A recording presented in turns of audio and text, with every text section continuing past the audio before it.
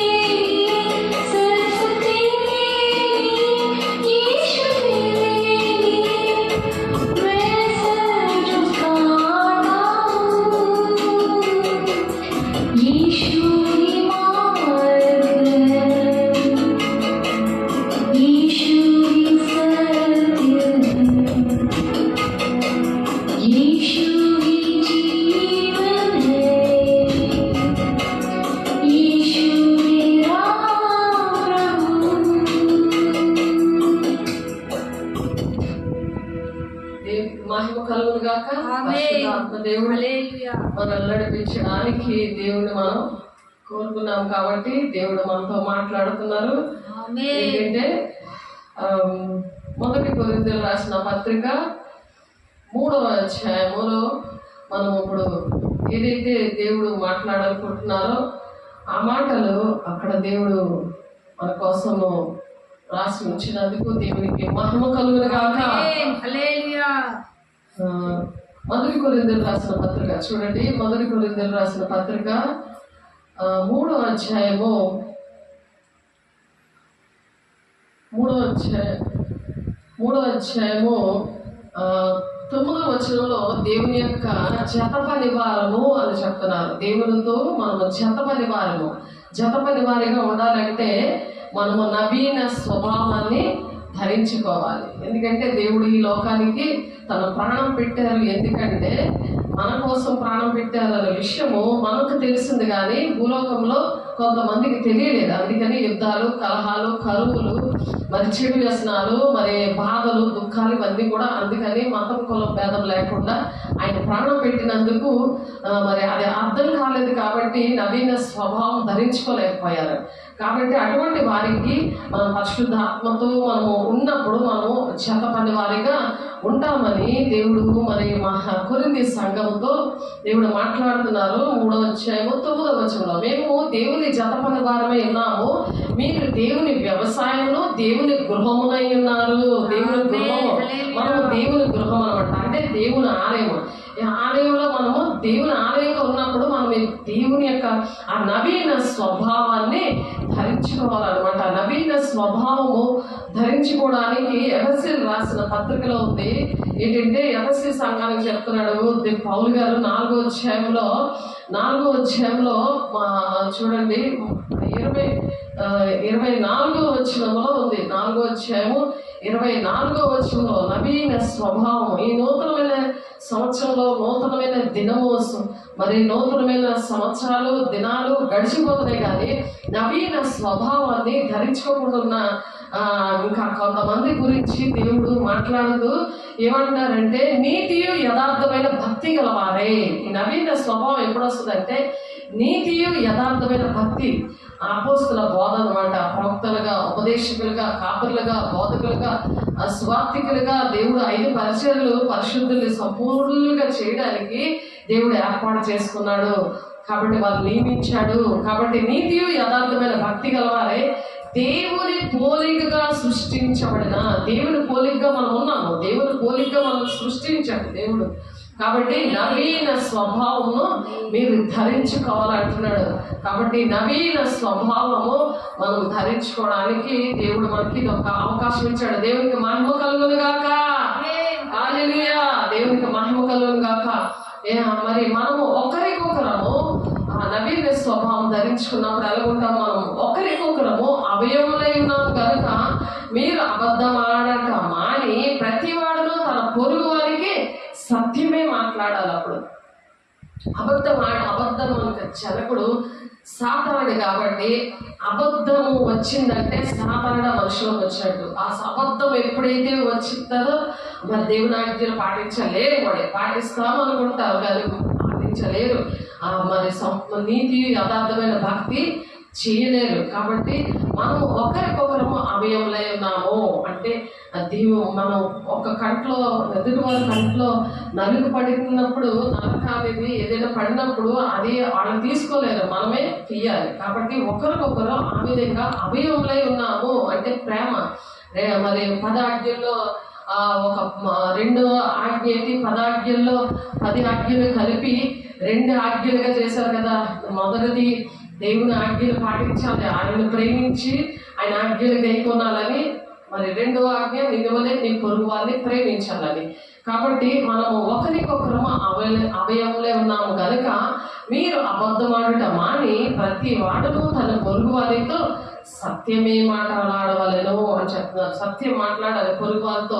ఎందుకంటే ఎఫెసీ 5వ అధ్యాయం 30వ వచనంలో చెప్తున్నారు ఎఫెసీ సంఘాల పౌలు గారు, అలా మన సంఘానికి కూడా, మన కుటుంబానికి కూడా, మన దేశంలోని ఇరుగు పొరుగు వారితో కూడా మనము ఈ విషయాలు మనం చెప్పాలి. రక్షణ పొందుకున్నాము, మరి నవీన స్వభావాన్ని మనం ధరించుకున్నప్పుడు ప్రతి ఒక్కరూ చెప్పగలరు. ఎప్పుడైతే మీరు చెప్పలేకపోతున్నారో మీరు నవీన స్వభావం ధరించుకోలేనట్టు లెక్క, పరిశుద్ధాత్మ దేవుడు లేనట్టు లెక్క. కాబట్టి మనము క్రీస్తు శరీరమునకు అవయవులై ఉన్నాము. క్రీస్తు సంఘం అంటే సంఘం అంటే చర్చ్ అనమాట. ఆ సంఘానికి దేవుడు ఆ శిరసే ఉన్నాడు, మనము అవయవాలుగా ఉన్నాము. కాబట్టి మనము క్రీస్తు శరీరము అంటే సంఘము. కాబట్టి మనము క్రీస్తు శరీరమునకు అవయవులై ఉన్నాము కనుక అలాగే క్రీస్తు కూడా సంఘమును పోషించి సంరక్షిస్తున్నాడు. సంఘము వల్లనే సంరక్షణ ఉంటుంది మనిషికి. నువ్వు ఏ సంఘంలో ఉన్నావో, ఎక్కడ నువ్వు బాప్తిసం పొందుకున్నావో ఆ సంఘము ద్వారా నీకు సంరక్షణ దొరుకుతుంది. ఆ సంఘము ద్వారా నువ్వు ఆత్మీయ ఆహారాలు భుజిస్తావు. మామూలు ఆహారం ఎక్కడైనా దొరుకుతుంది కానీ ఆ శారీరకమైన ఆహారం ఎక్కడైనా దొరుకుతుంది, కానీ ఆత్మీయ ఆహారం అనే వాక్యం అనే దేవుడు మనలో ఉండాలంటే, పరిశుద్ధాత్మ దేవుడు ఉండాలంటే అటువంటి వాక్యములోనే దేవుడు పోషిస్తాడు. ఆ సంఘము ద్వారా, ఆ వాక్యం ద్వారా దేవుడు పోషిస్తాడు. అది ఆత్మీయ ఆహారము. అప్పుడు శరీర ఆహారము కూడా దేవుడు, ఆ శరీరాహారం ఏంటి, ఏది కావాలంటే అన్ని కూడా ఇచ్చే గొప్ప దేవుడు, శక్తిమంతుడు మనతో ఉన్నాడు. కాబట్టి ఈ హేతువు చేత మరి ఆ విధంగా దేవుడు ఏంటంటే భార్య భర్తల యొక్క ప్రేమని అక్కడ ఉదాహరణగా దేవుడు చెప్తున్నాడు. ఈ హేతువు చేత పురుషుడు తన తల్లిని విడిచి తన భార్యను హత్తుకొనును, వారిద్దరూ ఏక శరీరం అవుతురు అని చెప్తున్నాడు. ఏంటంటే దేవుని సంఘముతో ఆ విధంగా ఉండాలి. కాబట్టి దేవుడు క్రీస్తు శరీరములకు మనం ఆ విధంగా అవయవాలుగా ఉండాలి అని చెప్తున్నారు.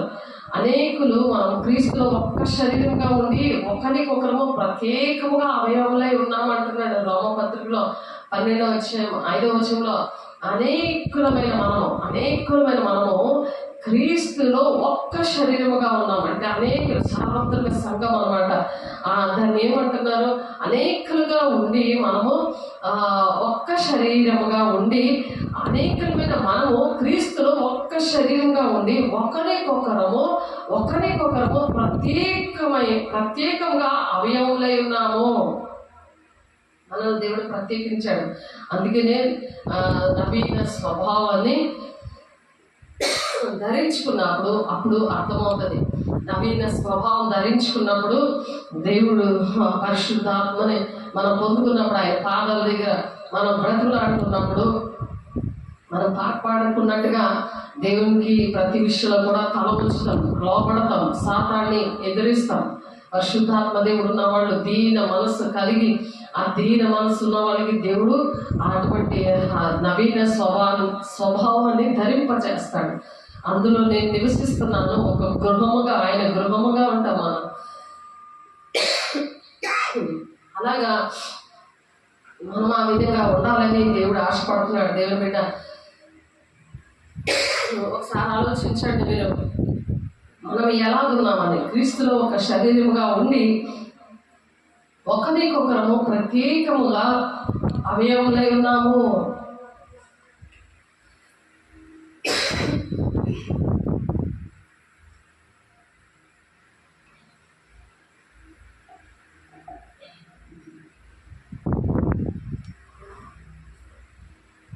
దేవుడు మనము ఏక శరీరముగా అలా ఉండాలన్నమాట. అయినా సృష్టికర్త అయిన దేవుడు మనకు భర్త ఉన్నాడు అని చెప్పి వాక్యం చెప్పినట్లుగా ఆ నవీన స్వభావము ధరించుకున్నప్పుడు క్రీస్తు శరీరంకు అవయవములై ఉన్నాము కనుక, అలాగే క్రీస్తు కూడా సంఘమును ఆ విధంగా పోషించడానికి మన మధ్య ఉన్నాడు. దేవుని బిడ్డ, ఒకసారి ఆలోచించు. కాబట్టి ఆ దేవుడు మనల్ని పోషించాడంటే తన శరీరము ఎలా ఉంటుంది, మన శరీరం మనకి ఎలాగా మరి నూతనమైన స్వభావాన్ని ఏ విధంగా, నీతి అనేది ఆ విధంగా వస్తుంది అన్నమాట. నీతియు యథార్థమైన భక్తి అప్పుడు తెలుస్తుంది వాళ్ళకి. దేవుని పోలికగా మరి సృష్టించబడతారు. ఎందుకంటే క్రీస్తు కలిగిన సంపూర్ణత గలవార మగు వరకు అన్ని విషయంలో మీరు ఎదగండి అని చెప్తున్నారు.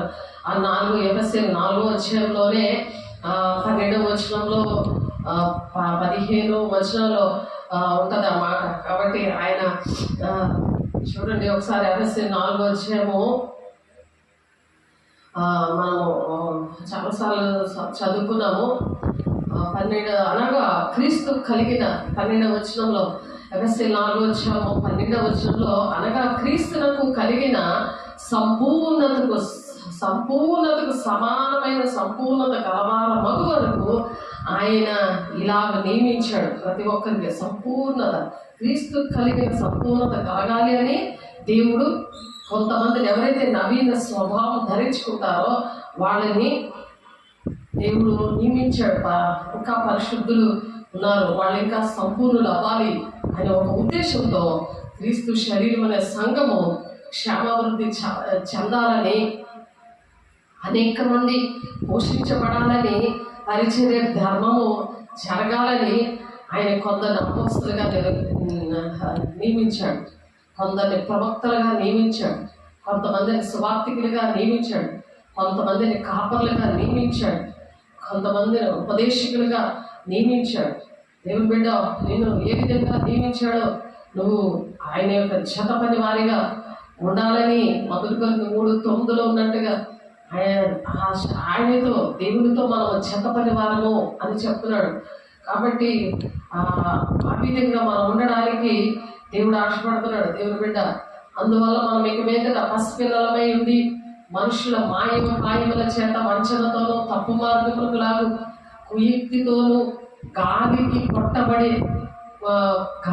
కొట్టుకొని పోవునట్లు కల్పింపబడిన ప్రతి ఉపదేశములకు ఇటు అటు కొట్టుకొని పోవచ్చు, అలల చేత ఎగురుగట్టబడిన వారే ఉండగా అని చెప్తున్నారు.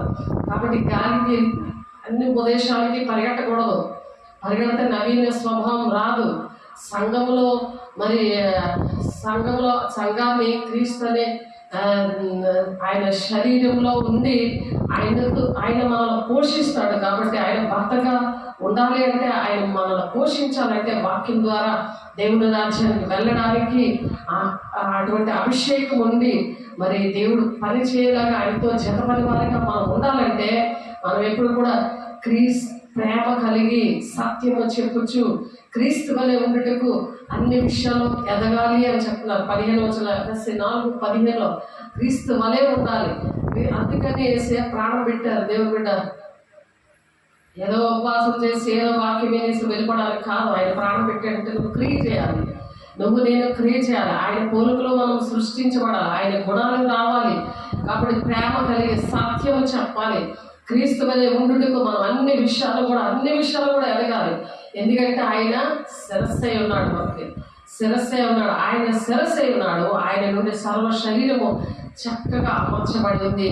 అందులో ఉన్న ప్రతి అవయము తన పరిమాణం చొప్పున పనిచేయుచుండగా ప్రతి కీలు వలన కలిగిన బలము చేత అతుకబడి ప్రేమేందు తనకు క్షేమాభివృద్ధి కలుగునట్లు శరీరములకు అభివృద్ధి చేసుకొనొచ్చున్నది.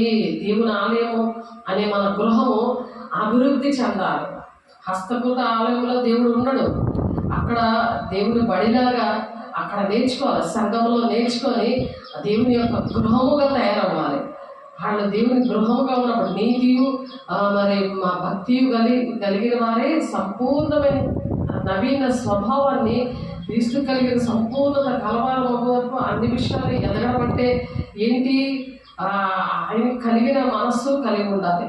క్రీస్తు యేసును కలిగిన మనస్సు మీరు కూడా కలిగి ఉండండి అని చెప్తున్నారు. కాబట్టి మనం అలా ఉన్నామా లేదా అని రోజు కూడా పరిశుద్ధపరచబడాలి, భాషలతో మాట్లాడుకోవాలి, దేవునితో మాట్లాడుకుంటూ ఉండాలి. అది మనుషులకు అర్థమవ్వదు. కాబట్టి మొదటి కొరింథీయులకు రాసిన పత్రిక 14వ అధ్యాయంలో 2వ వచనంలో చూడండి ఒకసారి.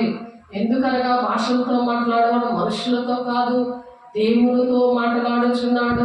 మనుషుడు ఎవడను గ్రహింపలేడు కానీ వాడు ఆత్మ వలన మర్మములు పలుకుచున్నాడు. మనం చిన్న ప్రార్థన చేసి అలసిపోతాం, కానీ 3 గంటలు ప్రార్థన చేయాలంటే భాషలతో మాట్లాడుతూ ఉన్నప్పుడు దేవుడి యొక్క శక్తి చాలా బలంగా వచ్చి నీకు వాక్యాలు గుర్తుంటాయి. ఎవరైనా ఒంట్లో బాగోలేకపోతే నువ్వు చేతులేసి ప్రార్థన చేస్తే వెంటనే స్వస్థత పొందుతారు. వాళ్ళు ఏ చీకట్లు ఉన్నాయో వాటిని గద్దించినప్పుడు విడిచి వెళ్ళిపోతాయి. మరి అనేకమైన అద్భుత కార్యాలు చేయడానికి ఈ అపోస్తుల ద్వారా, ప్రవక్తల ద్వారా దేవుడు చేస్తాడు. దేవుడి బిడ్డ, ఒకసారి ఆలోచించండి. మీరు క్షేమాభివృద్ధి, హెచ్చరిక, ఆదరణ కలుగునట్లు ప్రవచించేవాడు మనుషులతో మాట్లాడుతున్నాడు. మనుషులతో మాట్లాడే పరిస్థితులు దేవుడు ఇస్తాడు అన్నమాట. ఎందుకంటే మనిషి ఆ భాషలు ఏం చేస్తాయంటే దేవుని అభిషేకంతో నింపబడినప్పుడు దేవుని యొక్క వరాలు, కృపవరాలు, చాలా దెయ్యాల మీద అధికారము, మరి అవన్నీ కూడా అనారోగ్యంతో స్వస్థపరిచేవి, వివేచన వరము, మరి విశ్వాసము, ఇవన్నీ కూడా ఆ వరాలన్నీ కూడా చాలా బలంగా పనిచేస్తూ ఉంటాయి అన్నమాట.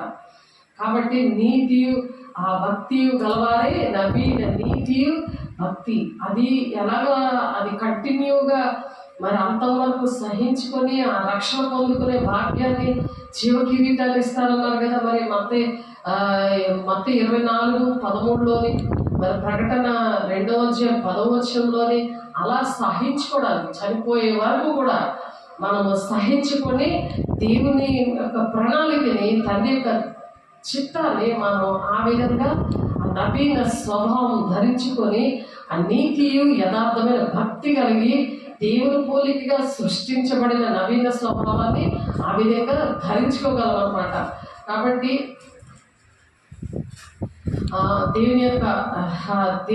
దేవుని దగ్గర మనము ఆ విధంగా భాషలతో మాట్లాడి మన యొక్క అభిషేకాన్ని ఆ విధంగా మనము దేవుని దగ్గర మనం అడగాలి. అలాగా పనులు చేస్తూ దేవుని నుంచి పడుకొని వరకు కూడా దేవునితో అలా భాషలతో మాట్లాడుకుంటున్నప్పుడు దేవుడు చాలా బలంగా మనలోని పనిచేస్తాడు.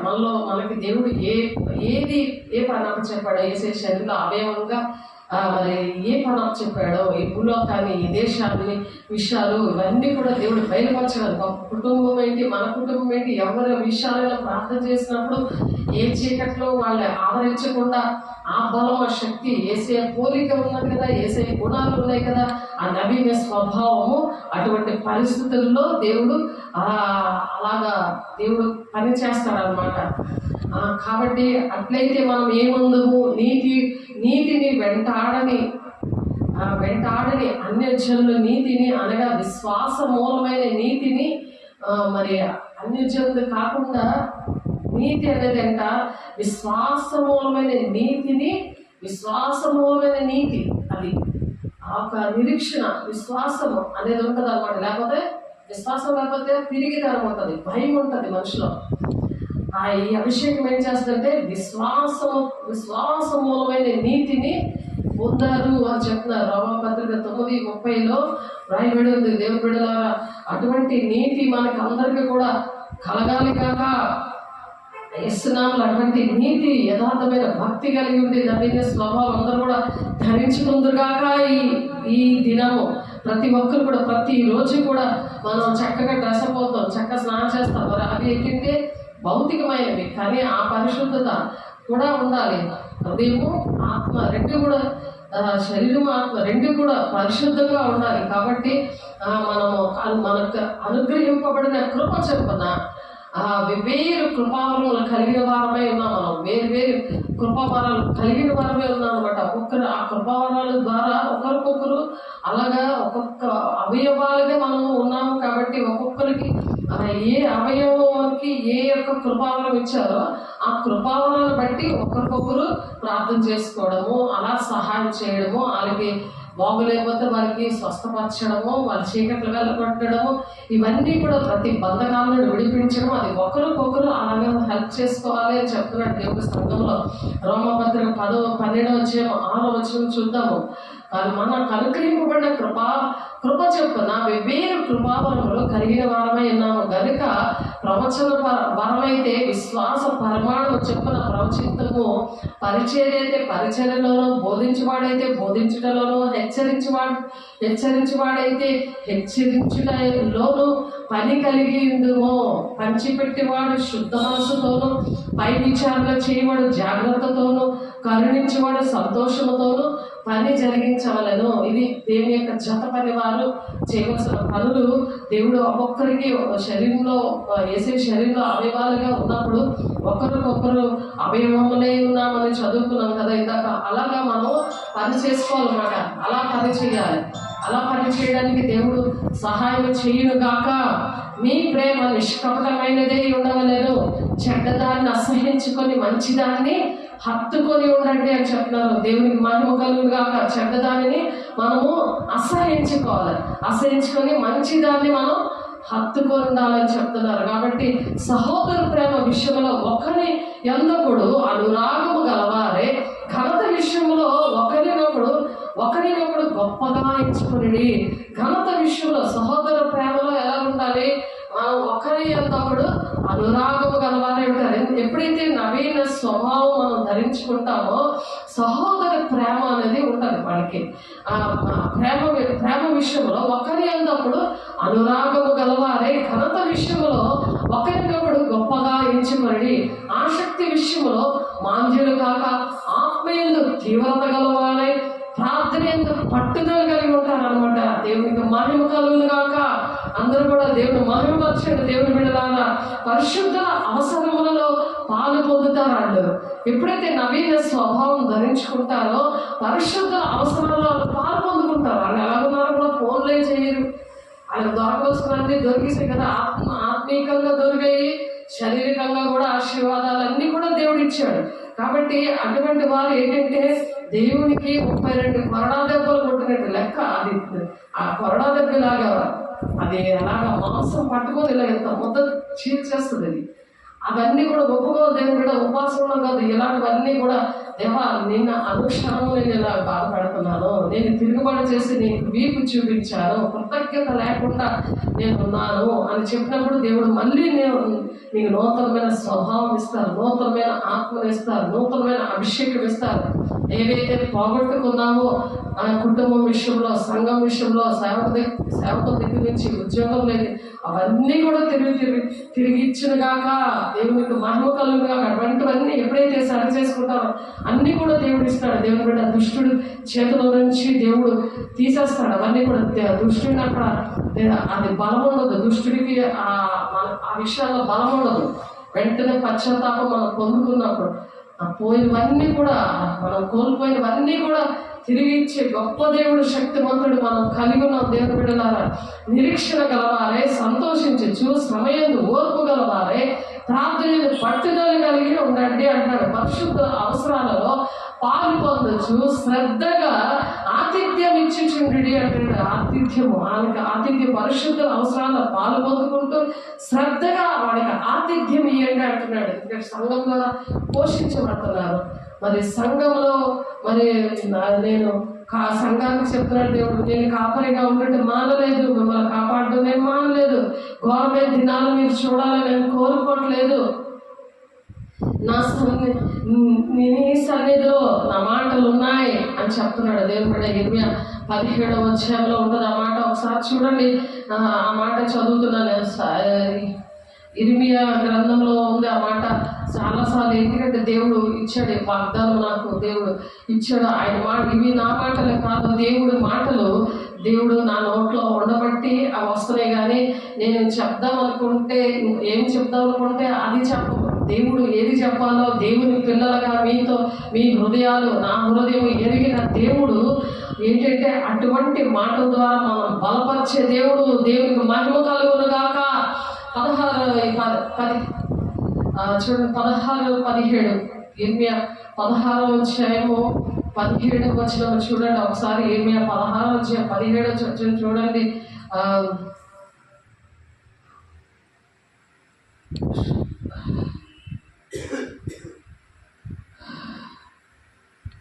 ఇర్మియా 17వ అధ్యాయం 16వ వచనం చూడండి. నేను నిన్ను అనుసరించి కాపరనే ఉండట మానలేదు, ఘోరమైన దినమును చూడవల్లనే నేను కోరలేదు. నీకే తెలిసి ఉన్నది, నా నోట నుండి వచ్చిన మాట నీ సన్నిధిలో ఉన్నది. దేవునికి మహిమ కలుగును గాక. దేవుని సన్నిధిలో ఆయన మాటలు ఉంటాయి. అందుకని మనం దేవుని సన్నిధికి రావాలి.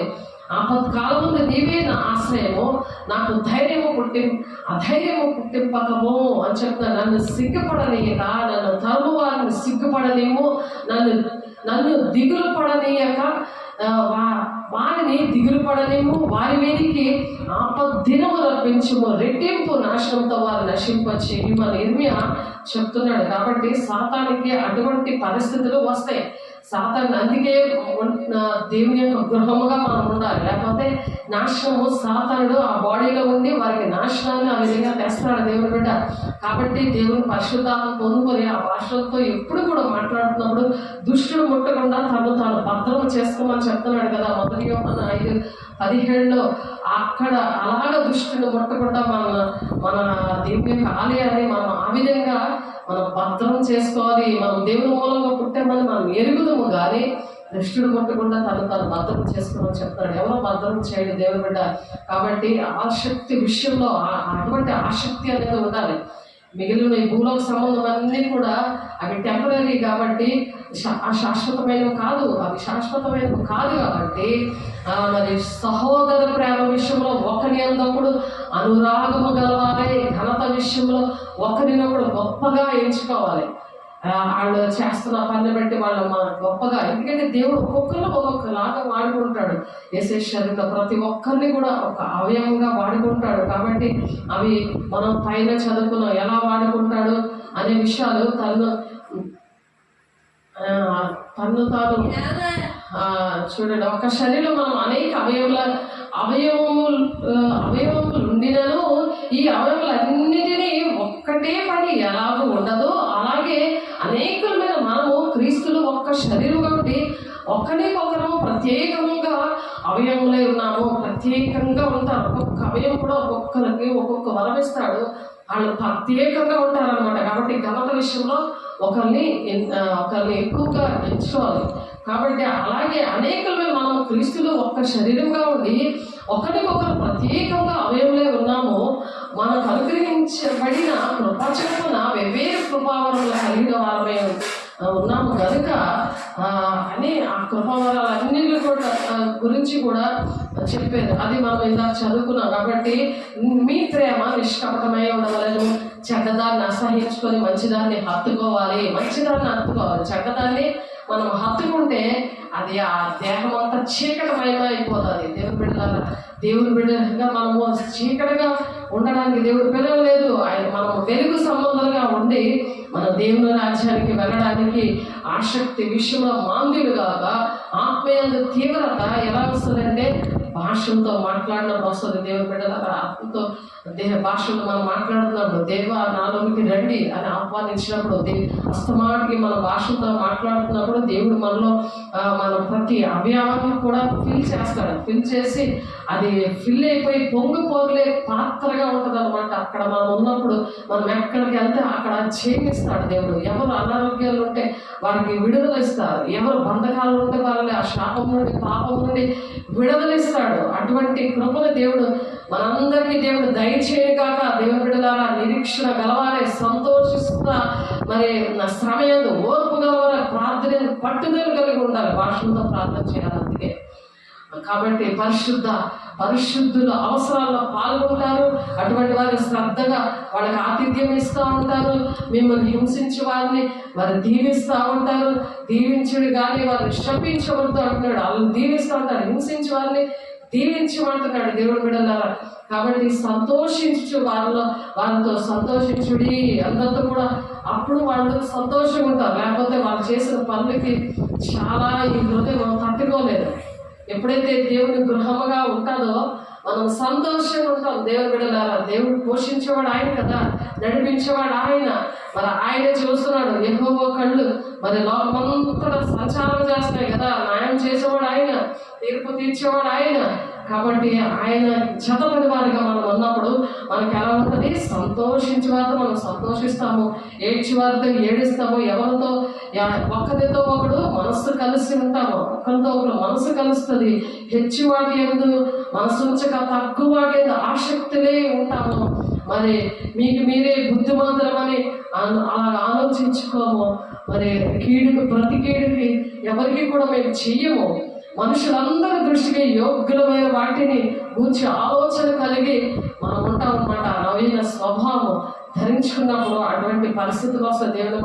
దేవుని బిడ్డ సఖ్యమైతే మీ చేతనంత మట్టుకు సమస్త మనుషులతో సమాధానంగా ఉంటారనమాట. అందరితో సమాధానం ఉంటారు. దానికి మొత్తం కులం భేదం ఉంటారు.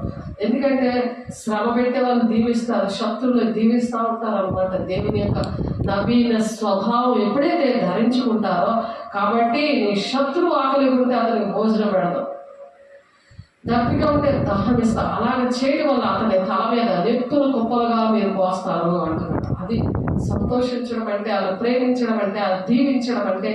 అలా దీవించినప్పుడు దేవుడు వాళ్ళ విషయంలో అలాగా పగ తీర్చుకుంటానంటాడు కదా. మీరు ఊరకాలు నిలబడి ఉండండి, ఊరకు ఉండండి, పగ తీర్చుకోవడం నా పని అంటున్నాడు కదా. ఎందుకంటే ఆయన అన్యాయస్తుడు కాదు. యెహోవా కళ్ళు మంచివారిని చెడ్డవారిని కూడా లోకమంతటా ఆయన సంచారం చేస్తున్నాడు. ఆయన సీసీ కెమెరా. ఆయన ఎవరు ఏది చేస్తున్నారు అన్ని కూడా మరి ఒక గ్రంథంలో రాస్తున్నాడు. కాబట్టి కీడు వల్ల జయింపక మేలు చేత కీడుని మీరు జయించండి. మేలు చేయడానికి ఇలా మేలు చేయాలి. హింసించిన వారికి భోజనం పెట్టాలి, శత్రువులకి ఆకలి ఉంటాలి, భోజనం పెట్టమంటున్నాడు ఆయన. అది అలా ప్రేమ అనేది వాళ్ళకి కనపరచాలి. కీడు వల్ల జయింపక మేలు చేత మీరు కీడుని జయించండి అంటున్నాడు. కాబట్టి దేవుడు యెహోవా నాకు ఇలాగ సెలవిచ్చినాడు, నువ్వు వెళ్ళి మరి ఇటువంటి పరిస్థితులన్నీ కూడా మనం దేవునికి నవీన స్వభావం ధరించుకున్నప్పుడు దేవుని బిడ్డలు ఎవరైతే మనకు కనబడతారో అటువంటి బిడ్డలందరికీ కూడా దేవుడు అట్టి కృపను దయచేయాలని ఆశపడుతున్నాడు. దేవుని బిడ్డ ఒకసారి ఆలోచించండి. మరి దేవుడు అన్యాయస్తుడు కాదు అని చెప్తాడు. 1 కొరింథీయులకు రాసిన పత్రికలో ఆ మాటలోనే ఒకసారి చూద్దాము. 1 కొరింథీయులకు రాసిన పత్రిక 6వ అధ్యాయము 9వ వచనము చూడండి. అన్యాయస్తులు దేవుని రాజ్యములకి వారసులు కాలేరు అని మీకు తెలియదా? ఎందుకు దేవుని వారసులు అవ్వాలని దేవుడు ఇక్కడ ఆ శత్రు కీడు వల్ల జయించక మేలు చేత కీడుని జయించబడతాడు. అలా జయించినప్పుడు మేలు చేసినప్పుడు వాళ్ళ హృదయం మారుతుంది. లేకపోతే దేవుడికి చూస్తాడు, దేవుడు వాళ్ళని చూస్తాడు. దేవుడు వారికి ఏదో పనిష్మెంట్ ఇచ్చి వాళ్ళని పిల్లలు పని మాట వినకపోతే వాళ్ళు పనిష్మెంట్ ఇచ్చి వాళ్ళని దేవుడి మార్గంలో తీసుకొస్తాం కదా. అలాగే దేవుడు కూడా అలాగా శోధన ఎందుకు వస్తుందంటే మరి శోధించబడిన మీదట సువర్ణంగా మార్చడానికి దేవుడు ఆ శోధన అనేది వస్తుంది. మనకి ఏ విషయంలోనైనా సరే శోధన జయించాలన్నమాట. అలాగా కీడు వల్ల జయించబడక మేలు చేత కీడుని జయించాలి. ఆ విధంగా జయించడానికి దేవుడు అట్టి కృపను దేవుడు మనకు అనుగ్రహించిన గాక, దేవుడికి మహిమ కలుగును గాక. కాబట్టి వినిచిన మీతో నేను చెప్పినది ఏమనగా మీ శత్రువులను ప్రేమించడి, మిమ్మల్ని ద్వేషించే వారికి మేలు చేయండి, మిమ్మల్ని శపించే వారిని దీవించడి, మిమ్మల్ని బాధించే వారికి ఒక ప్రార్థన చేయండి అనే యేసయ్య డైరెక్ట్గా శిష్యులతో చెప్పిన మాటలు ఈరోజు దేవుని యొక్క శిష్యులుగా మనతో చెప్తున్నాడు. ఆయన జతపని వారిగా నవీన స్వభావం ధరించుకున్నందుకు దేవుడు అటువంటి ఆ మాటలు మనకి బలపరచడానికి దేవుడు ఇస్తున్నాడు. దేవుని బిడ్డ దేవునికి మహిమ కలుగును గాక. లూకా సువార్త 6వ అధ్యాయము 27-28 వచనాల్లో ఉంది. కాబట్టి వినుచున్న మీతో నేను చెప్పినది ఏమనగా మీ శత్రువులను ప్రేమించుడి, మిమ్మల్ని ద్వేషించి వారికి మేలు చేయుడి, మిమ్మల్ని శపించి వారిని దీవించుడి, మిమ్మల్ని బాధించి వారి వరకు ప్రార్థన చేయండి. వాళ్ళకి చెప్తే అర్థం ఉంది కదా. వాళ్ళు బాధిస్తుంటే వాళ్ళ చీకట్లు ఉంటాయి, దురాత్మల సమూహం ఉంటుంది, చెడు వ్యసనాలతో ఉంటారు, అబద్ధాల బూతులతో ఉంటారు. వాళ్ళలో ఏముంటాయి? ఆ దుష్టుడు అలా చేస్తున్నప్పుడు వాళ్ళు ఏమనద్దండి, వాళ్ళు శపించద్దు, వాళ్ళు దీవించండి, మిమ్మల్ని బాధించే వారి వరకు మీరు ప్రార్థన చేయండి. నిన్ను ఒక చెంప మీద కుటుంబాల వైపు రెండవ చెంప కూడా మీరు తిప్పండి అని చెప్తున్నారు. పైబట్టి ఎత్తుకొని వారికి పోవానికి నీ అంగీని కూడా ఎత్తుకొని పోకుండా అడ్డగించకము అని చెప్తున్నారు. నిన్ను అడుగు ప్రతి వానికి ఇయ్యుము, నీ సొత్తు ఎత్తుకొని పోవు, వాని ఎదురు మరలా అడగవద్దు అని చెప్తున్నారు. దేవుడు అటువంటి కృప దేవుడు మనకి ఇచ్చును గాక. దేవునికి మహిమ కలుగును గాక. దేవుడు ఆ విధంగా భూలోకానికి వచ్చి తను అలాగే హింసపడి మనల్ని కూడా ఆయన పోలికగా సృష్టించే నవీన స్వభావం ధరించుకొని ఆ విధంగా దేవుని రాకడికి సిద్ధపడమని చెప్తున్నారు. కాబట్టి దీర్ఘ శాంతం గలవాడు శ్రేష్ఠుడు, పట్టణం పట్టుకోను వానికంటే తన మనస్సును స్వాధీనపరుచుకున్న వాడు శ్రేష్ఠుడు అనే సొలొమోను గారి సామెతల్లో 16:32లో చెప్తున్నారు. కాబట్టి పరాక్రమశాలి కంటే దీర్ఘ శాంతం గలవాడు శ్రేష్ఠుడు అన్నాడు. ఎంత కండలు పెంచి నేను అనే గూఢాయుధం చేయడం కన్నా దీర్ఘ శాంతం గలవాడు శ్రేష్ఠుడు అంటాడు. పట్టణము పట్టుకొని వాని కంటే తన మనస్సును స్వాధీనపరచుకున్నవాడు శ్రేష్ఠుడు. మన మనస్సు క్రీస్తు కలిగిన మనస్సు మీరు కూడా కలిగి ఉండండి అని అందుకే చెప్పారు. దేవుడు గూండాయుధం చేయలేదు కదా. దేవుడు ఎలాగా ఈ భూలోకానికి వచ్చి నడిచారో ఆయన ఎరుగుటే నిత్య జీవం అంటున్నారు. ఆయన ఎరగాలి, ఎరిగితే చాలు ఆయన కోరికలు వస్తాయి, ఆయన గుణాలు వస్తాయి, నవీన స్వభావాన్ని, నీతిని, యథార్థమైన భక్తి కలిగి ఉంది. యథార్థమైన స్వభావంతో యథార్థమైన భక్తి కలిగి ఉంటారు. వాళ్ళ నవీన స్వభావాన్ని ధరించుకుంటారు. దేవుని బిడ్డలారా, ఆశీర్వాదములకు వారసులవుటకు మీరు పిలువబడితే కనుక కీడుకు ప్రతి కీడను దూషణకు ప్రతి దూషణను చేయక మీరు దీవించండి అంటున్నారు. కాబట్టి ఆశీర్వాదానికి వారసులుగా మనము దేవుడు పిలిచాడు మనల్ని నవీన స్వభావం ధరించుకోవడానికి, ఆశీర్వాదానికి వారసులుగా ఉంటాం. కానీ అన్యాయం చెయ్యొచ్చు, మన ఇష్టం వచ్చినట్టు ఉండొచ్చు, దేవుడు క్షమించేస్తాడులే, ప్రేమించేస్తాడులే. ఆయన వెంటనే ఇప్పుడు దొంగని ఎలాగైతే దేవుని రాజ్యాన్ని తీసుకెళ్ళాడో అలాగే నేను వెళ్ళిపోవచ్చులే, నేను ఇష్టం వచ్చిన గోండా చేయొచ్చు, ఇష్టం వచ్చిన బూతులు ఆడచ్చు, ఇష్టం వచ్చినవన్నీ నోట్లో వేసుకోవచ్చు, ఖైదీలేటికి మరి తాగుడేటి వ్యసనాలేటి ఇవన్నీ పెట్టుకోవచ్చు, బూతులైన ఆడచ్చు అనుకుంటారు. కానీ దేవుడు క్షమించేస్తాడు. కానీ అలాంటి వారిని దీవించి ఒక ఛాన్స్ ఇస్తాడు, దేవుని బిడ్డ ద్వారా చెప్పిస్తాడు, అదే అటువన్నీ విడిపిస్తాడు. కానీ ఎవరి మట్టికి వాళ్ళే దుష్టుడు ముట్టకుండా భద్రం చేసుకోవాలి. అవన్నీ విడుదల వచ్చినప్పుడు భద్రం చేసుకోకపోతే మళ్ళీ అవి ఏర్పడి చేస్తాయి.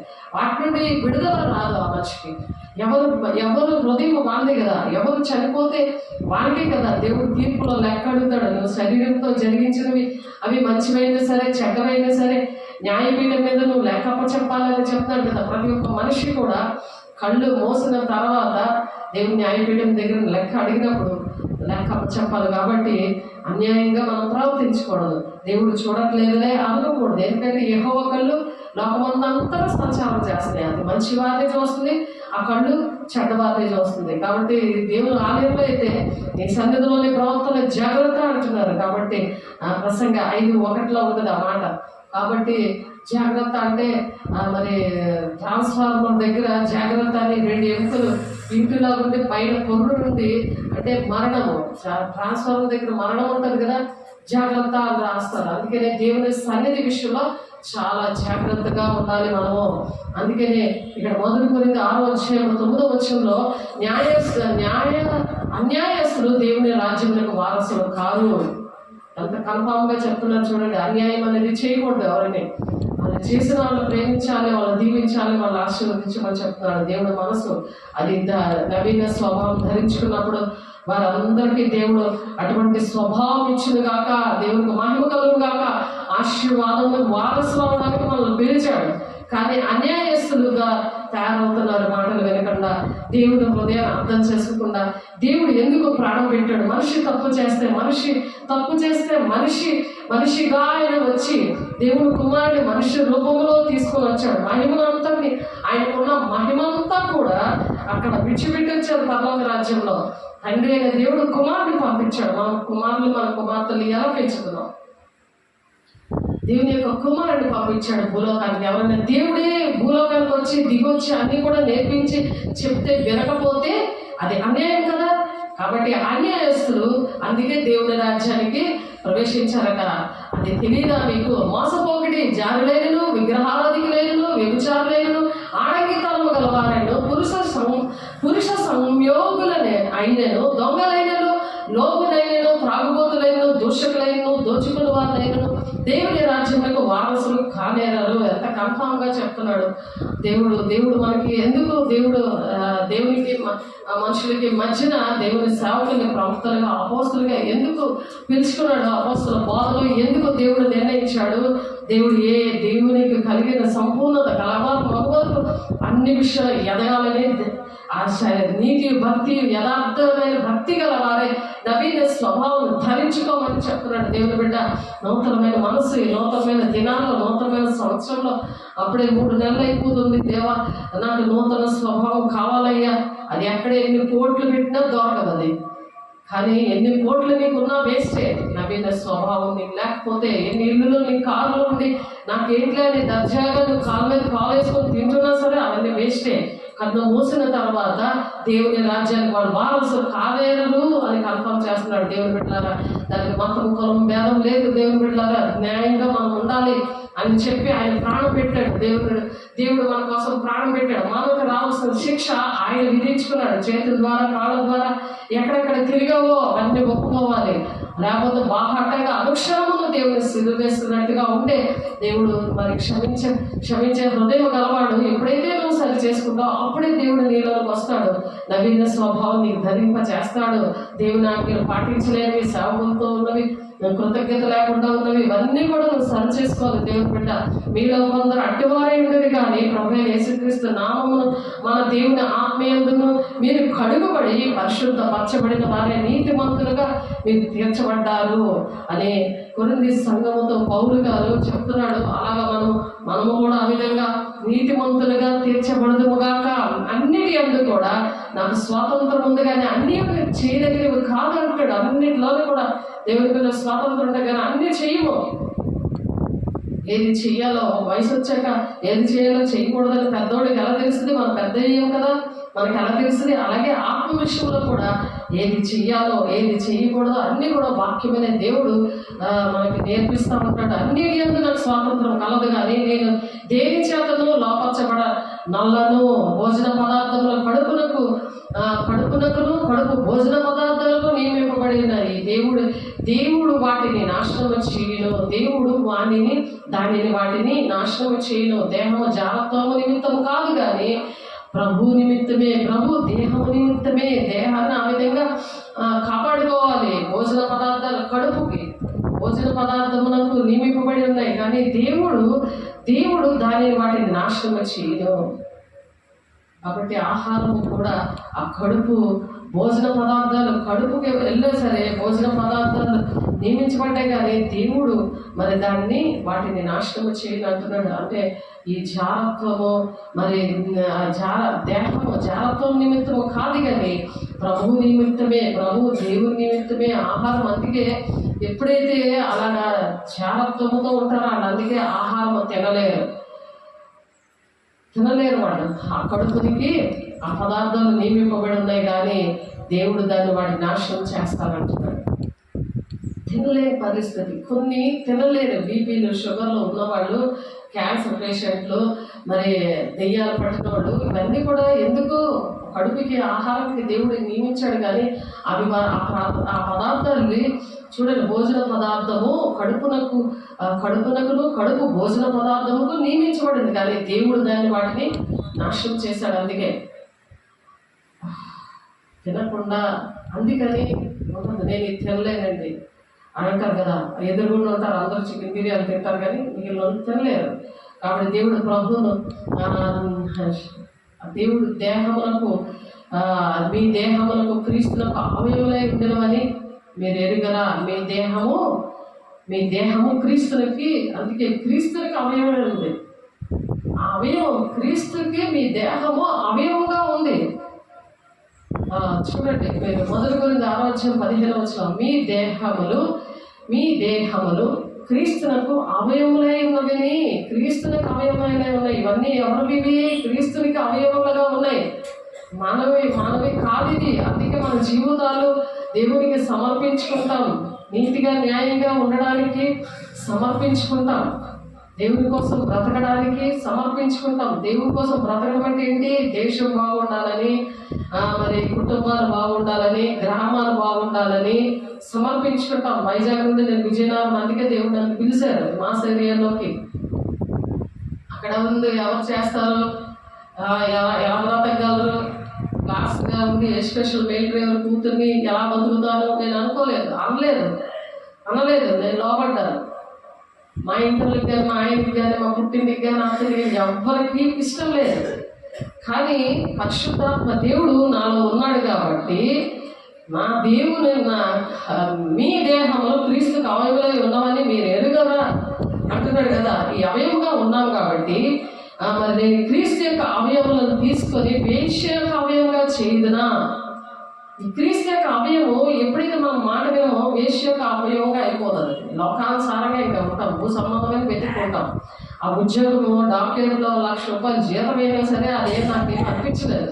అది విడిచిపెట్టి దేవుడు రావడానికి దేవుడు సహాయం చేశాడు.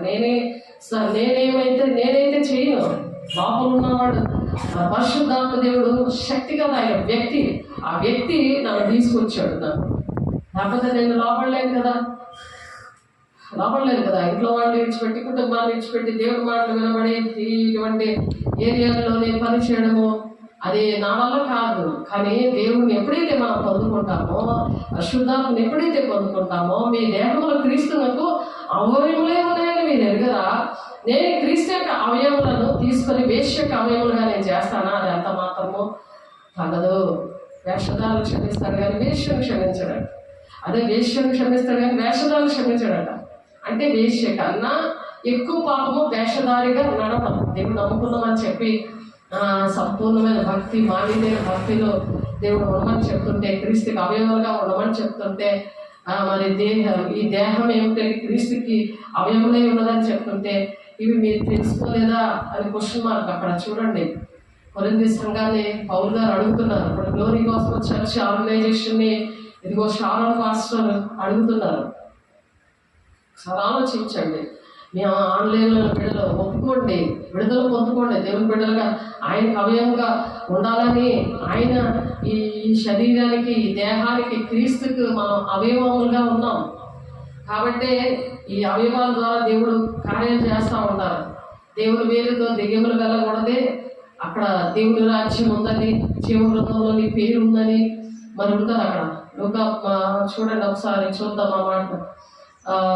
అవి కూడా మీకు చాలాసార్లు ఎందుకంటే నా జీవితంలో జరిగింది కాబట్టి మీకు చెప్పగలుగుతున్నాను. నేను ప్రాక్టికల్గా నాకు దేవుడు అన్నీ కూడా వాక్యము ప్రాక్టికల్గా కూడా దేవుడు నేర్పించాడు. ఆ ప్రాక్టికల్ కూడా నాకు జరిగింది కాబట్టి నేను చెప్పగలుగుతున్నాను. దేవుని బిడ్డలారా, మీకు కూడా అటువంటి సాక్ష్యము దేవుడు ఇచ్చును కాక, దేవునికి మహిమ కలుగును కాక. లూకా 10:20 అయినను దెయ్యములు మీకు లోబడుచున్నవని సంతోషపక మీ పేర్లు పరలోకమందు వ్రాయబడి ఉన్నవని సంతోషించడని వారితో చెప్పాను. శిష్యులతో దేవుడు చెప్తున్నారు, మీరు దెయ్యంగా మీకు లోపడతలేని మీరు సంతోషపడద్దు. దానికన్నా మీకు సంతోషించవలసిన విషయం ఏంటంటే జీవ గ్రంథంలో మీకు పేర్లు ఉన్నాయి. మనం పేర్లు ఉంటే మనం దేవుని రాజ్యానికి వెళ్తాం, లేకపోతే వెళ్ళము. దేవుని బిడ్డలారా, అందుకని మనము పరిశుద్ధంగా మనం దేవుని రాజ్యంలో మనం ప్రవేశించడానికి నవీన స్వభావాన్ని మనం ధరించుకోవాలి. అలాగే లూకా సువార్త 11:20 అయితే నేను దేవుని వేలుతో దెయ్యములను వెళ్ళగొట్టుచున్న ఎడల నిత్యంగా దేవుని రాజ్యము మీ అందుకు వచ్చి ఉన్నది. దేవుని రాజ్యం మన మధ్యకు వచ్చినట్టు లెక్క. మనం చేయము. మనం నవీన స్వభావం ధరించుకొని మీ దేహంలో క్రీస్తునకు అవయములై ఉన్నవని మీరు ఎరుగరా అంటున్నాడు కదా. మన దేహం ఏంటంటే క్రీస్తుకు అవయవాలుగా ఉన్నాయి. మనం అన్యాయంగా దోచుకున్నా, అన్యాయంగా ఎవరైనా కొట్టినా, అన్యాయంగా మనం అక్రమంగా పనిచేసినా, మరి ఒక చట్టం అనేది ఎలాగైతే గవర్నమెంట్ మనకు చట్టం అనేది ఈ భూలోకంలో ఇచ్చిందో, పరలోక రాజ్యానికి చట్టము బైబిల్ కాబట్టి అందులో ఉన్నట్టుగా మనం ప్రవర్తించాలి. ప్రవర్తింప చేసేది ఏంటంటే పరిశుద్ధాత్మ దేవుడు. మన దేహము క్రీస్తుకి అవయములుగా ఉన్నాయని మనం ఎరిగినప్పుడు దేవుడు అటువంటి కార్యాలు చేస్తాడు. నాకు ఇవన్నీ కూడా తెలియదు అసలు. అటువంటి భక్తిలోనే నేను పెరగలేదు, నా తల్లిదండ్రులు పెంచలేదు నన్ను.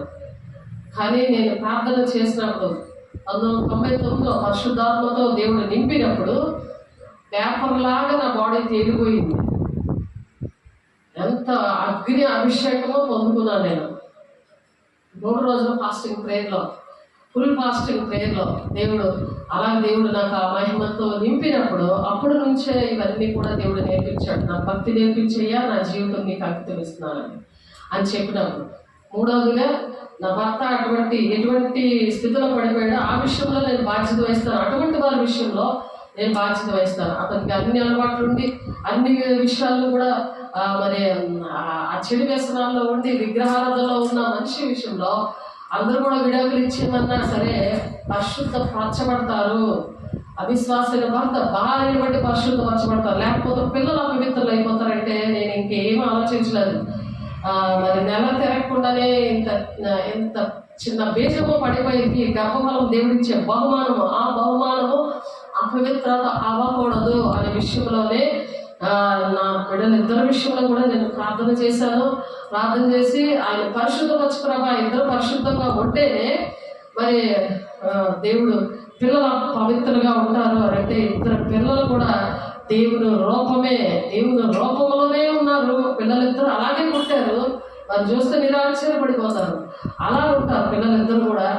కాబట్టి ఆ పిల్లలు అలాగే దీవించాడు దేవుడు, ఆశీర్వదించాడు దేవుడు, అలా పరిశుద్ధపరిచాడు. మరి భర్తను కూడా పరిశుద్ధపరిచాడు దేవుడు, మాట్లాడాడు. దేవుడు స్వరం ద్వారా మాట్లాడాడు. ప్రత్యక్షంగా 3 సార్లు చూశాడు. ఆయన సువార్త పని చేయడానికి దేవుడు ఎంచుకున్నాడు. క్రీస్తు శరీరం క్షమాభివృద్ధి జరగాలంటే ఈ 5 పరిచర్యలో ఒక పరిచర్య, ఒక అవయవంగా ఆయన దేవుడు ఎంచుకున్నాడు. దేవుని బిడ్డలారా, దేవునికి మహిమ కలుగును గాక. కాబట్టి మీ దేహంలో క్రీస్తు నాకు అవయములుగా ఉన్నామని మీరేరు కదా, నేను క్రీస్తు యొక్క అవయములను తీసుకొని వేశ్య యొక్క అవయములుగా నేను చేస్తానా అంటున్నాడు. ఆయన చేయడు, ఆయనకు ఆ ఉద్దేశం లేదు. కానీ ఎప్పుడైతే మనము వాక్యానికి లోబడి దుష్టుని ఎదిరిస్తామో దేవుని మన దేహాలు ఏంటంటే క్రీస్తుకి అవయవాలుగా ఉంటాయి. అలా ఉండును గాక. ప్రతి ఒక్కరికి అటువంటి కృప దేవుడు దయచేయను గాక. ఆమేన్. అందరూ కూడా అటువంటి కృప దేవుడికి రావాలని మీరు ఆ విధంగా మీరు అర్హతని సంపాదించుకోవాలి. అప్పుడు వెంటనే మరి ప్రవచన వాక్యము, ప్రవచన మాటలు మీ జీవితాల్లో ఆ స్పాట్లోనే నెరవేరుతున్నాయి. మీకు కూడా నెరవేర్చబడును గాక. అటువలే ప్రభువుతో కలుసుకున్నవాడు ఆయనతో ఏకాత్మే అన్నాడు. ప్రభువుతో కలుసుకోవడం, ప్రభు మనలో ఉంటాడు. ఎప్పుడు కూడా భాషలతో మాట్లాడుతున్నప్పుడు చేస్తున్నవన్నీ ఆయనే చేస్తాడు. ఇంట్లోని ఉద్యోగం ఏంటి, ఇంట్లో పని ఏంటి, బయట ఎవరికైనా బాగులేకపోవడం ఏంటి, ఎవరు ఏ టైంకి అయినా సరే 24 గంటలు కూడా దేవుడు ఎలాగ అందుబాటులో ఉంటాడో ప్రతి దగ్గర కూడా అందుబాటులో ఉండడానికి దేవుడు సహాయం చేస్తాడు. దేవుని యొక్క గుణాలు ఆ విధంగా వస్తాయి. ఆ నీతియు యథార్థమైన భక్తి కలిగి ఉండగలము, నవీన స్వభావం ధరించుకుని ఉంటాము. కాబట్టి దేవుడు అలాగ మనలో ఎప్పుడు కూడా అలాగ ఉంటాడనమాట. కాబట్టి చాలాతోలకి దూరంగా పారిపోండి అంటున్నాడు. అన్ని దగ్గరవే, కానీ చాలాత్వం ఎక్కడ ఉందో అక్కడ నుండి దూరంగా పారిపోండి అని చెప్తున్నాడు. దేవుడు పిల్లలుగా ఉండి మనం అలా పరిగెట్టాలి. మనుష్యుడు చేయి ప్రతి పాపమును దేహములకు వెలుపల ఉన్నది, కానీ జాగ్రత్తము చేయడం తన సొంత శరీరములకు హాని చేసుకున్నాడు. హానికరంగా పాపం చేస్తున్నాడు. సొంత శరీరం, నీ సొంత శరీరమే చీకటిగా చేసుకొని చీకటి నరకానికి దారి తీసేవాడిగా నిన్ను చేస్తున్నాడు దేవుని బిడ్డ. చాలాత్వం అంత భయంకరమైనది. కాబట్టి దేవునికి ఇష్టంగా ఉండాలి. మరియు అది జార స్త్రీ నుండి మృదువుగా మాట్లాడు పరస్త్రీ నుండి నిన్ను రక్షిస్తుంది. అట్టి స్త్రీ తన యవ్వన కాలము ప్రియుని విడిచినది, తన దేవుని నిబంధన మరచినది, దాని ఇల్లు మృత్యువునొద్దకు దారి తీయను, అది నడుచు త్రోవలు ప్రేతల యొద్దకు చేరును, దాని యొద్దకు పోవు వారిలో ఎవరునూ తిరిగి రారు, జీవ మార్గంలో వారికి దక్కవు, నా మాటలు విని ఎడలా. ఇలా ఉంటారు. మాటలు వినండి అని చెప్తున్నాడు సొలొమోను సామెతలు 2:16-19. ఆ జాగ్రత్త నుండి మిమ్మల్ని దేవుడు విడిపించును గాక. అటువంటి చీకట్ల బంధకాల నుండి దేవుడు మిమ్మల్ని విడిపించును గాక. అటువంటి మార్గము మంచిది కాదని చెప్తున్నాడు. అలాగే సామెతలు 7:8-27 అవి నీకు జారస్త్రీ యొద్దకు పోకుండాను ఇచ్చకములాడు పరస్త్రీ లోబడకుండాను నిన్ను కాపాడుతుంది. అలాగే స్త్రీయే కాదు, పురుషుడు కూడా ఉంటాడు. అది కూడా మీరు అర్థం చేసుకోండి. ఒకరికి చెప్తున్నారు అనుకోకండి. మంచి పవిత్రంగా ఉన్న స్త్రీని పురుషుడు కూడా అలాగే బాధపడుతూ ఉంటాడు. మాటల ద్వారా, వాళ్ళ చూపుల ద్వారా, వాళ్ళ పళ్ళ ద్వారా, వాళ్ళ డబల్ మీనింగ్ మాట్లాడుతూ అలా ఉంటారు. కాబట్టి మనం దేవుడు దుష్టులు ముట్టకుండా అందుకు భద్రం చేసుకోవాలి. భాషలతో అందుకు మాట్లాడుకోవాలి. దేవుని బిడ్డ నిత్యము దేవుడితో ఏకంగా మనం ఏక మనసుతో ఉంటే, మనం అగ్నిలా మండుతుంటే దేవుడు మనకి అలాగ భద్రం చేస్తా మనకు రాబోయే సంగతులు ఈ క్షణం ఏమి జరుగుతుందో అవన్నీ కూడా దేవుడు బయలుపరుస్తాడు. నేను ప్రాక్టికల్గా నేను చెప్తున్నాను. దేవుడు నాకు అవన్నీ నేర్పించాడు. దేవుడు బిడ్డలారా, అవి నీకు జార స్త్రీ యొద్దకు పోకుండాను ఇచ్చకములాడు పరస్త్రీలో అవ్వడకుండాను నిన్ను కాపాడును. నా ఇంటి కిటికీలో నుండి, నా అల్లిక కిటికీలో నుండి నేను పారచూడగా జ్ఞానము లేని వారు మధ్యను, యవనుల మధ్యను బుద్ధి లేని పడుచువాడొకడు నాకు కనబడెను. సంధ్యవేళ పొద్దు గుంగిన తరువాత చెమ్మ చీకటి గల రాత్రి వేళ వాడు జార స్త్రీ సందు దగ్గర ఉన్న వీధిలో తిరుగుచుండెను, దాని ఇంటి మార్గమును నడుచుచుండెను. అంతట వేషము వేసుకొనిన కపటము గల స్త్రీ ఒకటి వారిని ఎదుర్కొని వచ్చాను. అది బొబ్బలు పెట్టినది, స్వేచ్ఛగా తిరుగునది, దాని పాదము దాని ఎంట నిలవవు. ఒకప్పుడు ఇంటి ఎదుటను, ఒకప్పుడు సంత వీధుల్లోనూ అది ఉండును. ప్రతి సందు దగ్గర అది పొంచి ఉండును. అది వారిని పట్టుకొని ముద్దు పెట్టుకొని సిగ్గుమాలిన ముఖం పెట్టుకొని ఇట్లా నేను సమాధాన బలు నేను అర్పింపవలసి తిని నేడు నా మొక్కుబడులు చెల్లించి ఉన్నాను. కాబట్టి నేను నిన్ను కలిసి కొనవల్లని రాగా, నిన్ను ఎదుర్కొనవల్లని బయలుదేరగా, నీవే కనబడితేవి. నిన్ను ఎదుర్కొందామని వస్తుంటే నీకు బలులు అర్పించాలి, మొక్కుబడులు చేయాలి అని ఇటు దేవుడితోటి అటు దెయ్యంతోటి కూడా ఉంటున్నారు ప్రజలు. చూడండి, అంటే ఇటు లోకము అటు దేవుడు ఇష్టం వచ్చినట్టుగా ఉంటారు అలాగా. కాబట్టి అలాగా భాషలతో మాట్లాడిన వాళ్ళు కూడా నేను చూశాను. అలాగా అటువంటి పరిస్థితులని స్వస్థపరిచిన వాళ్ళు కూడా చూశారు. కాబట్టి నీ నామంలో దెయ్యాలు వెళ్ళగొట్టలేదా, నిన్ను అద్భుతకార్యాలు చేయలేదా అనే వాక్యం అందుకే ఉంది. మత్తయి సువార్త 7:21, 22, 23 అక్కడ మీరు చదివితే అక్రమం చేయాలని పొండి మీరు ఎవరో నాకు తెలియదు అంటాడు దేవుని బిడ్డ. అలా మోసపరచుకోకుండా ఈ భాషల వరము, ఈ నవీన స్వభావం ధరించుకున్నప్పుడు వివేచన వరం అనే కృపావరాల్లో ఒక వరం ఉంది. ఆ వరము ద్వారా దేవుడు నాకు ఇచ్చాడు. ఆ వరము కళలో మేనమామ వచ్చి ఇదిగో అమ్మా వివేచన వరము అని చెప్పాడు. ఆయన కూడా పాస్టరే. కాబట్టి అలాగా దేవుడు మనకిస్తాడు ఆ వివేచన వరం. దేవుని అభిషేకం లేకపోతే భాషలతో మాట్లాడుతున్నప్పుడు కూడా ఆ భాషలు దెయ్యాలుగా దేవుడిగా కూడా అర్థమవుతుంది. మేడపల్లి వెళ్ళినప్పుడు ఒకడు ఏసే రక్తము, మీకు చెప్పాను ఆ మాట, ఏసే రక్తము చెడుపులు పెట్టేశాడు ఒక పాస్టర్. ఈ చుట్టూ కూడా ఏసే రక్తం రాసుకున్నాడు. ఏంటంటే దేవుని తోటి వేషధారణంగా ప్రవర్తిస్తూ ఉంటారు. దేవుని అవయవాన్ని నేను అనుకొని వేశ్యక అవయవంతో కూడా కలుసుకుంటూ ఆ వేశ్యక అవయవంగా కూడా ఉంటూ దేవుని అవయవంగా కూడా ఉంటూ ఇలాగ మోసపరిచే దినాల్లో ఉన్నాం. అందుకని 1 యోహాను 4:4 అంచె దినాల్లో అనేకమైన ఆత్మలు బయలుదేరుతున్నాయి, ఏ ఆత్మ మీరు పరీక్షించుకోండి అని చెప్తాడు. ఈ అంచె దినాల్లో జాగ్రత్త దేవుని బిడ్డలారా. ఆ మనిషి ఏంటంటే అతనే చెడుపులు పెట్టాడట. అతని పేరు ఇస్సా. అతనే చెడుపులు పెట్టాడంట. మేము వెళ్ళినప్పుడు నేను నా టీంతోని మేడగదిలో నా టీంతో నేను వెళ్ళినప్పుడు జనగుడి నుంచి ఆరాధన చేసుకొని ఎంగ్లాపల్లిలో మెసేజ్ చెప్పి ఎంగ్లాపల్లి పిల్లలు, జనగుడి పిల్లలు దేవునాత్మతో మరి మేడగదిలో దర్శనాలు, ప్రవచనాలు, మరి ఇందాక వ్యవస్థ 4:13 ప్రకారం ఆ పిలుపు దేవుడు ఇచ్చాడు. అలాగా ప్రార్థన చేసినప్పుడు, బాప్తిసాలు ఇచ్చినప్పుడు దేవుడు వాళ్ళ అభిషేకించి, చేతులేసి ప్రార్థన చేసిన అభిషేకించి దేవుడు వాళ్ళ అలా వాడుకున్నాడు. 8 ఏరియాల్లో కూడా అలాగా ఆ టీములు పట్టుకుని నేను మేడపల్లి వెళ్ళినప్పుడు అక్కడ అతనిలోకి వచ్చి అతను లూడెన్స్ అమ్ముకునే వాడు, అందులో అతని తల్లి, భార్య, పిల్లలు ఉన్నారు. అయితే అతని పరిస్థితి చెప్పినప్పుడు, ప్రార్థన చేసినప్పుడు అందరికి దర్శనాలు, ప్రవచనాలు అందరికి స్టార్ట్ అయిపోయి ఎక్కడ ఏంటి, ఎలాగా, ఎవరు, ఏంటి అన్ని కూడా డీటెయిల్స్ వచ్చేస్తాయి. అన్ని కూడా అలా డీటెయిల్స్ దేవుడు చూపించారు.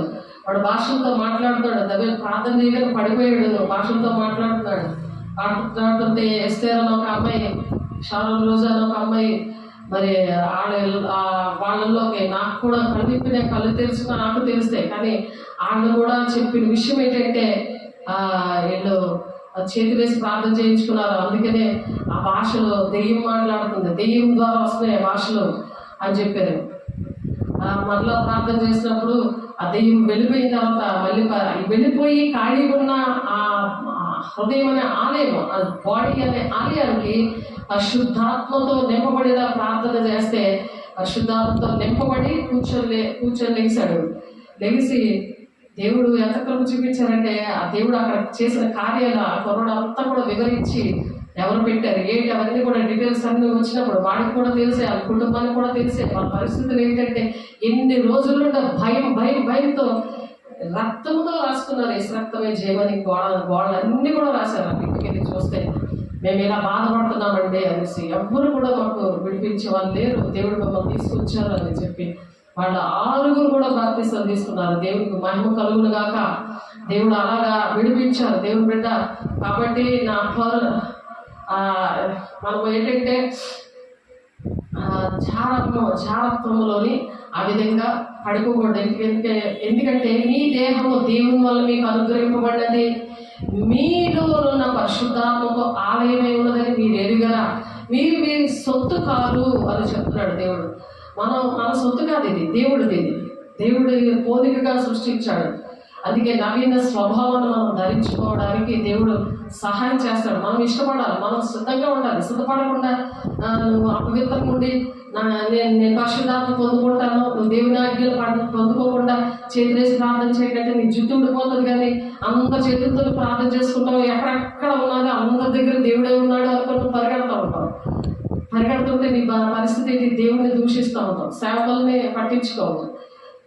అవన్నీ కూడా సాధారణంగా చేశావు. కాబట్టి నువ్వు ఎప్పుడైతే మీ దేహం దేవుని వల్ల మీకు అనుగ్రహించబడింది, మీలో ఉన్న పరిశుద్ధాత్మకి ఆలయం ఉన్నదని మనం ఎరుగుతామో, మనం దేవుని సొత్తు కాదని మనం ఎరుగుతామో, దేవుడు ఆత్మ సంబంధమైన బలులు అర్పించగలము. పరిశుద్ధ యాజకులుగా ఉండడానికి మీరు సజీవమైన రాళ్ళ నుండి ఆత్మ సంబంధమైన మందిరంగా కట్టబడతారట. మీరు కూడా కట్టబడతారు. ఆత్మ సంబంధమైన ఒక మందిరంగా కట్టబడుతురు గాక, దేవుడికి మహిమ కలుగును గాక. 1 పేతురు 2:5 దేవుడు ప్రతి ఒక్కరు కూడా ఆత్మ సంబంధమైన మందిరంగా కట్టబడాలని దేవుడు ఆశపడుతున్నాడు. దేవుడు బిడ్డ ఒకసారి ఆలోచించండి, మనం సాతానుకు మందిరంగా ఉన్నామా, దేవునికి మందిరంగా ఉన్నామా? అందుకని 2 కొరింథీ 6:16 దేవుని ఆలయములకు విగ్రహంలో ఏమి పొందిక అంటే, నువ్వు దేవునికి ఒక ఏ సెల్ ఫోన్ని నువ్వు విగ్రహంగా చేసుకున్నావా, టీవీని నువ్వు విగ్రహంగా చేసుకున్నావా, లేకపోతే భర్తని, కొడుకుని, లేకపోతే పిల్లల్ని, లేకపోతే భార్యని నువ్వు విగ్రహంగా చేసుకున్నావా? ఎన్ని విగ్రహాలు నీ ఇంటిలో ఉన్నాయి? అవి ఉన్నప్పుడు నీకు ఎంత ప్రార్థన చేసినా నీ ఇల్లు విగ్రహంగా, నీ ఇల్లు ఒక విగ్రహంగా చేసుకున్నావా? నీ కారుని, నీ ఉద్యోగాన్ని విగ్రహంగా చేసుకున్నావా? అంటే దాన్నే ఎక్కువ ప్రేమించి దాని మీదే మనసు పెట్టి దేవుడిని పక్కన పెట్టేసి దేవుడికి టైం లేదు. దేనికి ఇవ్వాల్సిన టైం దానికి ఇవ్వాలి. దేవుని టైం 2.5 గంటలు, కనీసం 3 గంటలు దేవునికి టైం ఇవ్వాలి. కానీ తెగక ప్రార్థన చేయమన్నారు. నిత్యం కూడా దేవుని ఆరాధించమని చెప్తున్నారు. భాషలతో మాట్లాడుతూ, మన పాటలు పాడుతూ, దేవుని స్తుతిస్తూ, వేకువల్లో లేచి ఆయన చేసిన కార్యాన్ని వివరిస్తూ అలాగ మనం ప్రార్థన చేసుకోవాలి. అప్పుడు అందుకనే దేవుని ఆలయంతో విగ్రహంతో ఏమి పొందిగా మనం జీవంగా దేవుని ఆలయమే ఉన్నాము. అందుకు దేవుడు ఇలాగ సెలవించుచున్నాడు, నేను వారిలో నివసించి సంచరిస్తాను, నేను వారి దేవుడినే ఉందని వారిని నా ప్రజలై ఉంటారంటున్నాడు. అందుకే వారినే దేవునికి వారసులుగా ఉంటారని చెప్తున్నారు. అందుకే అన్యాయస్తులు దేవుని వారసులు కాలేరు, వాళ్ళు దేవుని రాజ్యానికి వెళ్ళరు అని చెప్తున్నారు. ఇది అన్యాయంగా దేవుడు ప్రాణం పెట్టిన తర్వాత మనం దేవుని మాట వినకుండా దేవుని ఆలయాన్ని పాడు చేస్తే దేవుడు నిన్ను పాడు చేస్తాడని ఉంది వాక్యం.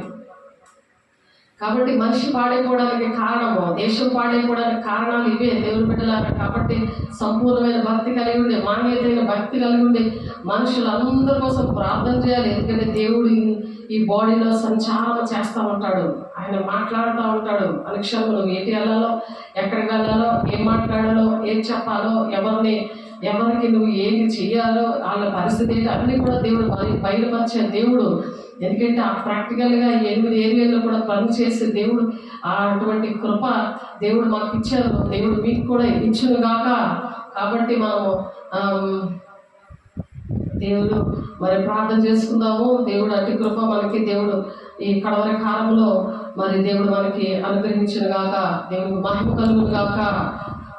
ప్రార్థన చేసుకుందాము. పరిశుద్ధాత్మ దేవ, అయ్యా నీకు వందనాలు, స్తోత్రాలు. మహిమ గల దేవ, అభిషక్తుల అయ్యా తండ్రి, ఇంతవరకు నాయన మీరు మాట్లాడారయ్యా. అయ్యా నీకు వందనాలు, స్తోత్రాలు.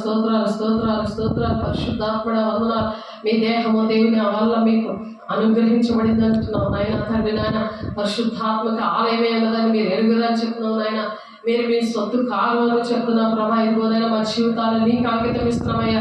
అయ్యా నీకు మహిమ కలుగును గాక, మా ద్వారా నీకు మహిమ కలుగును గాక. యేసునామములో నాయన విలువ పెట్టి కొనబడ్డ వారిని నీ రక్తం ఇచ్చి మమ్మల్ని కొన్నావు ప్రభా.